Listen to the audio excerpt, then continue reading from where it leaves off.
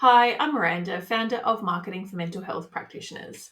So, when it comes to mental health and search engine optimization, I always say there's good news and there's bad news. So, the good news is that there are lots of people searching for help for their mental health on Google.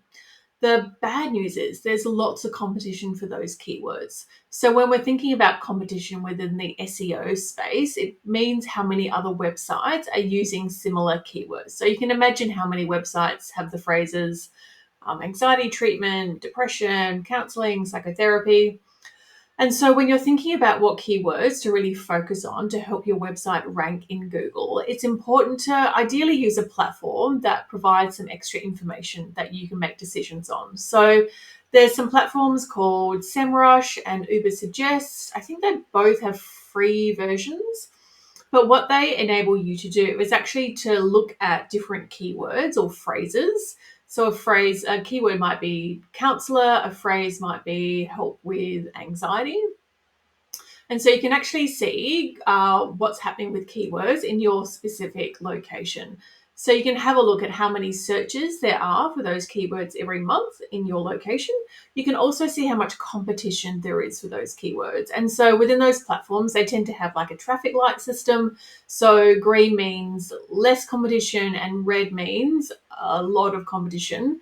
And competition in terms it's going to be very hard to rank for. And so I'm not going to lie to you, it's really, really difficult to rank for most of the common keywords within the mental health space. And to have a chance of ranking initially, so ranking means that you rank somewhere on Google, but then you want your ranking position to obviously move up over time and ideally onto that first page, although Google has removed pages and it's just like never ending scrolling.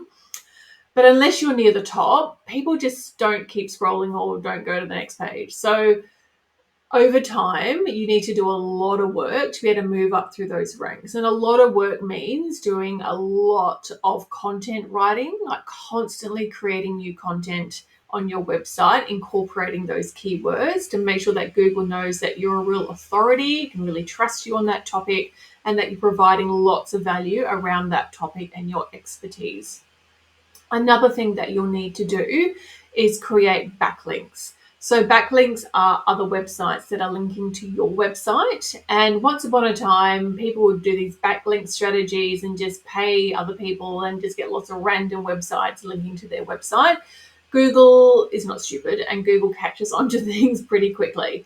And so Google firstly uses backlinks to try and understand what your website is all about, which means it's really important to have websites linking to yours that are relevant and relate to what you do. But also in terms of quality websites as well. So the quality factor of those backlinks will influence how Google ranks your website as well. So quality basically means a reputable website within the mental health space. So the sort of gold standard would be, say, a university, or maybe like the BBC in London or the ABC here in Australia. But that's basically impossible. So your goal is to really look at other websites that are also reputable. And so often that's other mental health related websites. It could be another mental health professional that you're working together to create some joint blog articles so you can link back and forth. So it's not great news when it comes to SEO and mental health. It's difficult and it takes a lot of commitment and consistently doing the work over a long period of time. What can help you get up the first page or up the top pretty quickly is setting up a Google ad campaign. So that's where you're basically paying Google based on keywords to pop your website up to the top when someone searches a keyword in that you've selected to be included in your campaign. So yeah, there is a cost. But from my experience, there's not a huge amount of competition often within different locations in terms of other people also running Google ad campaigns on those keywords. So I always suggest, in terms of when you're trying to sort of build and get in front of more ideal patients or clients, is to set up a Google ad campaign, and you will see pretty quickly quite a significant difference in terms of people visiting your website.